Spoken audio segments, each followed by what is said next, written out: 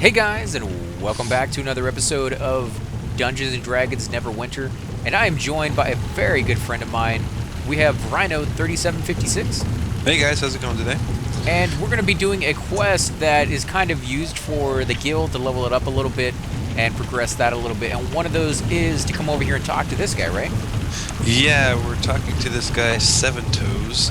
It's hunting for a harper is one of the objectives of this. So it What says, can I do for we'll you? go ahead and Watch your back, say it, friend. 'cause it doesn't say like has any voice acting to it. So the objective is examine the dead bodies along the high road to see if the Black Dagger Bandits killed Zaliana, and then talk to Old Lynn, the lighthouse keeper, to see if he saw her. So basically, says a summary. My partner, the Tiefling Wizardess named Zaliana, was supposed to meet us here, the Broken Crown, but she never made it. I fear that the Black Dagger Bandits might have caught her in the ambush along the high road and killed her. I'm not tough enough to search for her, but I can give you the description so you can look for her body. If you don't find her corpse, then maybe something happened to her ship. And Old Lynn, the lighthouse keeper, was, if his ship You was need wrecked, he would something? have seen it happen. So, all right, let's go ahead and accepting on that. And I actually don't have that quest available for myself because I am not level 20, so I guess that's why he's not, giving me that one. But I can at least help out because it does seem like this area is pretty strong, right? Yeah, I mean, there are definitely going to be some level characters probably just even a little higher than me. I think we looked over here for a second. There was like level 23s in his area. Yeah. So we're definitely going to be fighting some mobs that are definitely a little stronger than normal. There's a little kit back here that we can go ahead, or not a kit back here, but a little thing we can... Explorer's Journal, treasured, white pearl. I'm going to go ahead and take that. Yeah, they're kind of hidden all over the place. I've already found like 2 or 3 of those things. Oh, nice. But yeah, So we had 3 clerics with us earlier. I kind of sent my companion off to train because he leveled up to level 4 already. Oh, there's a spy right there. Grab him. I'll let you get him. Snag him. No. He's too fast for me. Yeah, he's kind of chilling over there next to the enemies. Oh yeah, there he goes. Got aggroed on these guys probably too. Oh well. Maybe a little bit. Oh yeah, you're wiping the floor with those guys already.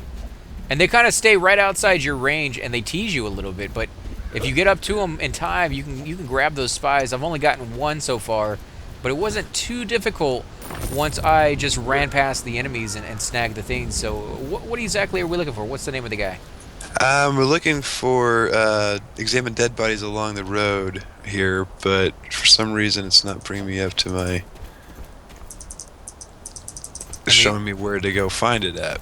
We It's might taking me back to that one place. Yeah, I mean, we might have to go up a little further to find the dead bodies. Crap, I got little jeez, they do hurt over here, guys. I'm gonna bring them right back over here to Rhino. Let him There you save go. me. Hurry up. I was just taking the waypoint off my thing to see if that would help me.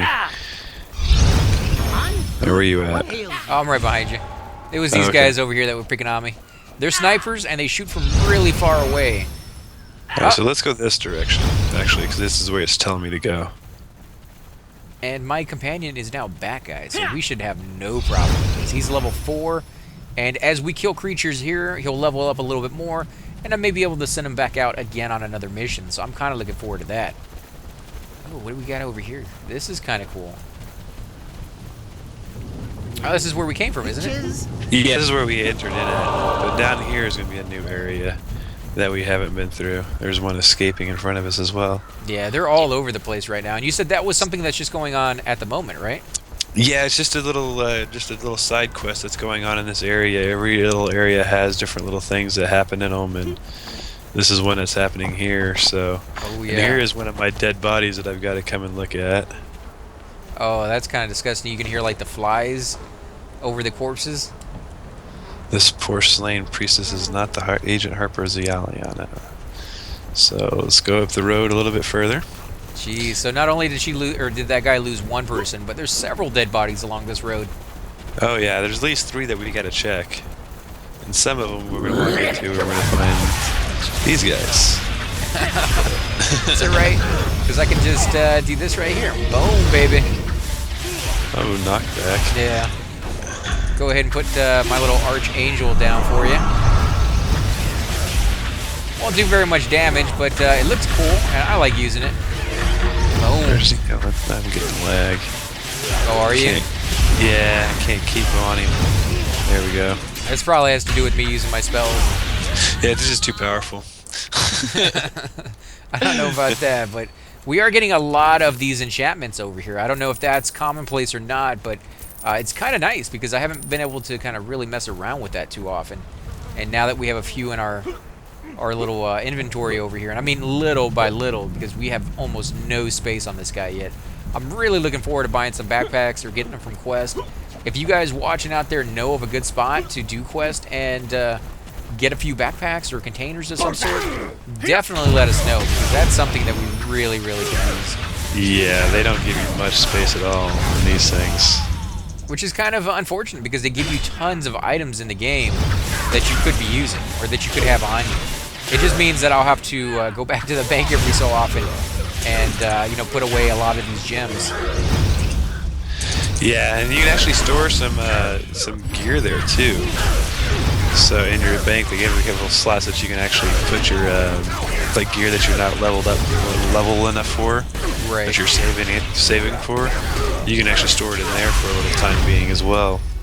Also, something to keep in mind, guys, is the fact that if you get gear that is used for a different class, say a warrior, and you're not a warrior yourself, and you don't know a friend who is, and you don't know anybody to give that to, if you hang on to it and you happen to have a companion that is a warrior, at some point you can give them some of that old equipment or even some of the new equipment that you get. So it doesn't really go to waste. It's kind of nice. Unfortunately, for me, I say unfortunately, it's not really that big of a deal, but I am playing a cleric, and therefore my little companion who is a cleric, I'm able to give him my hand-me-down. So that's kind of a nice little touch to have.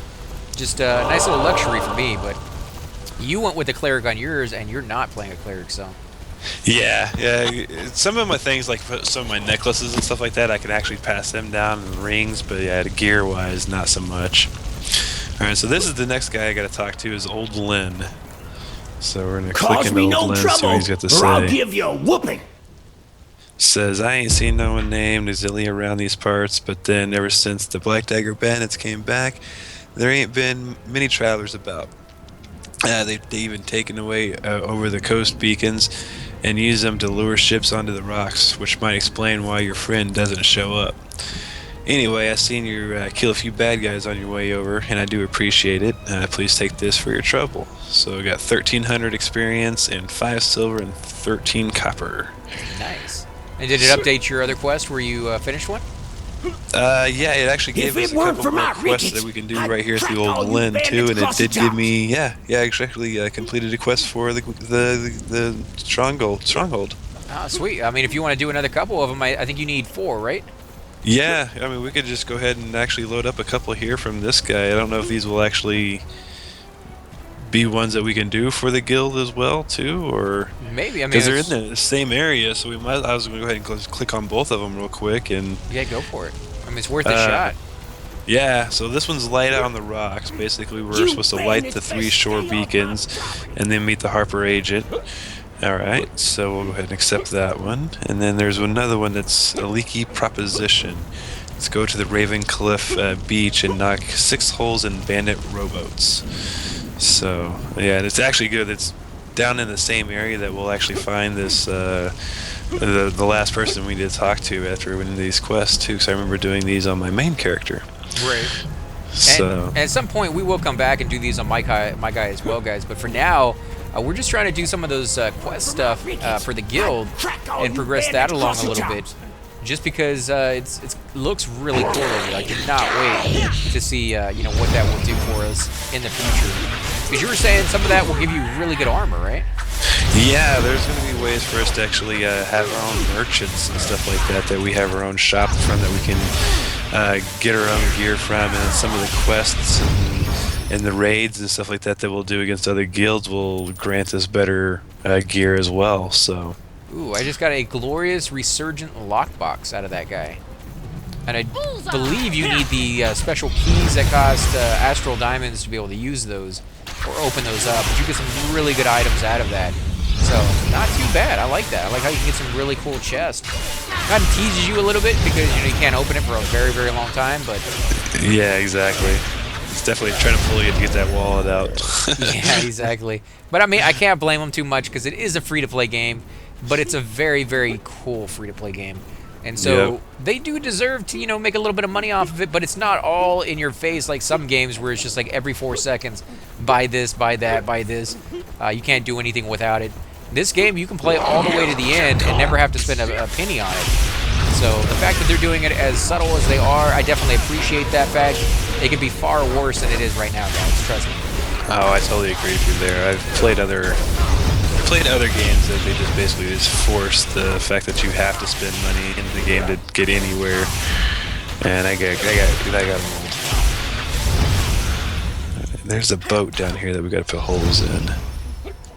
Yeah, there's been a few games out there that are so obnoxious with it, it actually ruins the game. Like, they have a really good game, but because they do too much of that, it becomes to the point where you can't play it. Or at least not have fun while you're playing it. Exactly. That's why I took a break from one of them, actually. It was just because I just didn't want to do it anymore. Yeah, I think they kind of shoot themselves in the foot on that one. I mean, it's a balance, guys. I mean, you put money into it, you expect to make a little bit of money out of it, but at the same time, if the players aren't having fun because you're annoying them too much, then you're definitely not going to make any money either. So that's why I like it when they do it just right. This game, from what I've seen, maybe down the road I might change my opinion, but at this moment, I think they're doing a fantastic job of what they're doing. Yeah, I do too. I mean, it doesn't feel like it's just too overpowered with the pay-to-play system either. You know, it feels like that there is some actual balance to it. Yeah, and I definitely like games too where they allow you to get to max level and get everything that you can possibly get just by putting more effort into it, putting more time into it. Because that is something I appreciate. I've played old school games way back when, and is it the same item that we keep picking up? Well, I keep trying to get into it, and every time I get into it, it interrupts me because somebody hits me. Oh, no, I just meant the loot that it keeps dropping. Like, we keep getting a green belt. Oh, really? Yeah, and I think I put need on it because it's something I can use, but then overflow bag. That might be it. I have an overflow bag? Seriously? Jeez, that's kind of cool. I didn't know you could, you know, keep picking up items even if you didn't have space for it, but once we get to town, we'll definitely take a look at those items and see what we can use and what we can't. Sell the rest. Have you tried using the marketplace yet? Like trying to sell stuff? Yeah. No, I haven't actually yet. I've been thinking about it, but I figure at this pretty low level, that mean you're with the stuff that you get, I mean you're basically picking the stuff up too from most places, so most people are as well. I figured it probably wouldn't be as beneficial selling early on as it may be later in game. Is he healing himself? Yeah, they'll do that. Yeah, I mean, you probably won't make as much money off of it, but considering the fact that I've just started and I've already spent, I think, close to 1,000 Astral Diamonds, if not more, for certain items, I could see people spending a little bit of cash. I mean, maybe not the greatest in the world, but it definitely would clear up some space. I was just wondering how you go about doing it, like if you're able to do that on a free, unless you pay for it, or if you have to go to a certain spot to kind of make sure that is all set up for you. See, yeah, I'm not sure about that either. So yeah, tons of more stuff to learn on this game, guys. It's actually really kind of interesting because, I mean, there's a sense of repetitiveness when you play MMOs in general. You play one MMO, you pretty much played them all in a sense, but this game is so different from all the other ones, but close enough that I have an idea of what I'm doing, and I'm not completely lost, and yet still surprises me with stuff. Whoa, did you just catch on fire? No, I was lighting the beacon. Oh, that's cool. Yeah, we got 2 more of those to do, and we got 5 more boats we got to put holes in.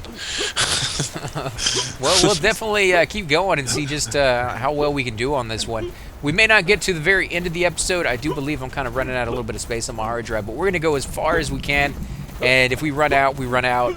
Again, this is 2 different quests that we're working on, and it's good loot, man. I'm getting loot all over the place, and the fact that we're over here next to these lighthouses means we'll probably be able to do them pretty quickly now. Yeah, I mean, they're all pretty much right here, so most of them are at the bottom down there. What kind of creatures are these, do you know? Couldn't tell offhand. Looks like they're bandits. This one is like death pledge or something like that. Yeah, like some kind of werewolf or something. Reincarnated something. Yeah, I was just wondering if you knew like the lore of this zone and if this was something you read about. Like this, I think they're from like this, like the spell plague or something like that. If memory is serving me correctly, it was something that happened in this area that like magical went all awry and kind of just messed up everything. Now, from somebody who's actually read the books, how cool is it to finally be in the world that you read about? Oh, it's freaking awesome, actually. I've been loving it, you know, because, you know, I've actually read about them talking about this city, you know, exactly that we're walking around in Neverwinter, so seeing it actually in a city is, you know, actually in a game is really awesome. Yeah, is it exactly how you imagined, or is it pretty close, or...? Pretty close, actually, yeah. I mean, there's a couple things that I've read in the books that I'm actually still kind of like walking around the city looking for. Like, there's a couple bridges, but as you notice too, is like some of our spawn world areas aren't actual, you know, I mean, we're just like in little small portions of the city, so I think that's kind of what it is too. It's not actually giving me you're not getting the whole city. Oh, well, maybe not yet, but I mean, they have room to expand, right? Oh yeah, definitely, for sure. So they could definitely do that at some point. Yeah, but, you know, like the sections that we have now, it's like there's still some areas that I think, well, yeah, it could be this, but there's this one bridge I'm looking for that something happened in the book. I don't want to say too much about anybody that's reading or watching that hasn't read it. I don't want to spoil anything, because it was something that was kind of huge that happened in the series. Is it a new book that's out, or is that one that's been out for a little while? It's been out for a couple of years. But, I think you're pretty much safe on that one. You know, still pretty one of those epic moments where an old villain basically came back that we thought was long dead. So I like when realize to find out who it was, you know, that was in this story for the couple books before we find out actually that it was who it is. See, I like when they do that though. Yeah, I do too. I mean, they create these characters, and some of them are hit and miss. Some of them are really good characters that people, you know, develop, you know, just feelings for. And they're like, I want to see that guy come back, but they're like, oh, we had to kill him off for whatever reason. It's cool when they will reverse that and be like, well, we'll find a very clever way to say, by the way, he's actually not dead.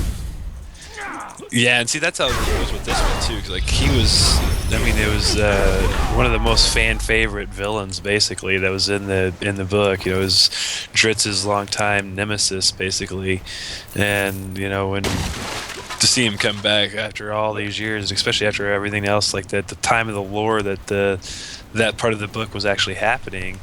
Just like, this isn't physically possible because you're human. You know, how is this done? You know, so to see how they did it and how the twist on it was really cool, actually. There's a chest back here. I don't know if they're guarding it or what, but looted.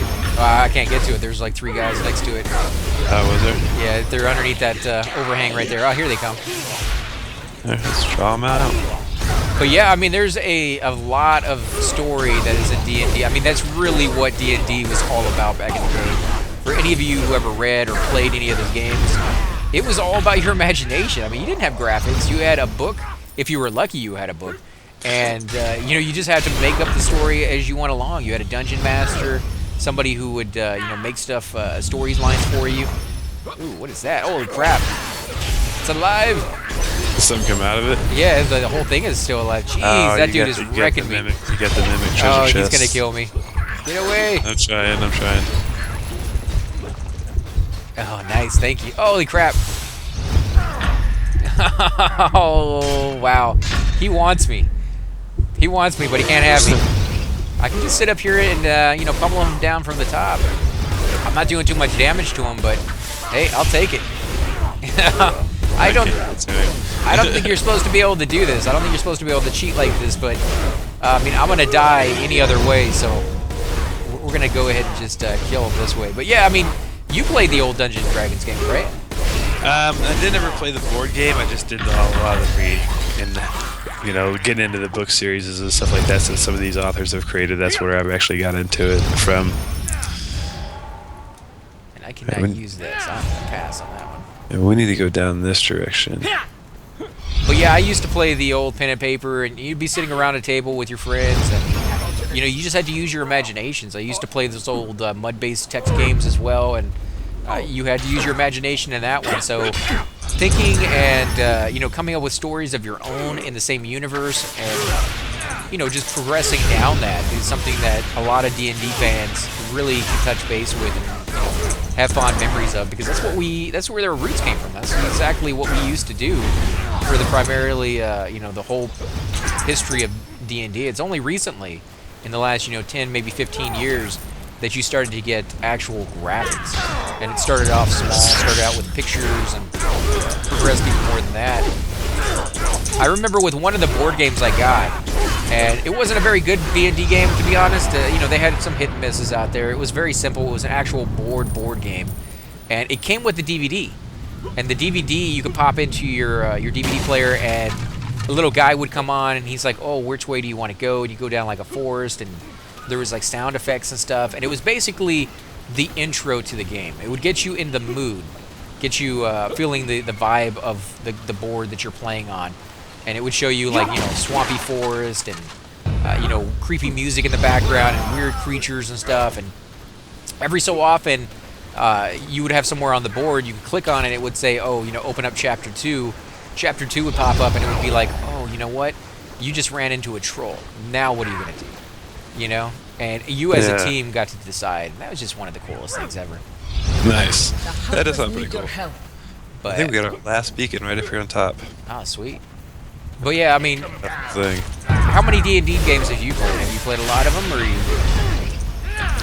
Well, I played a couple like on PlayStation. You know, like it was like Baldur's Gate was another like just kind of hack and slash style kind of a video game that was actually based off another Dungeon Dragons world. It was actually the same world that we're in now.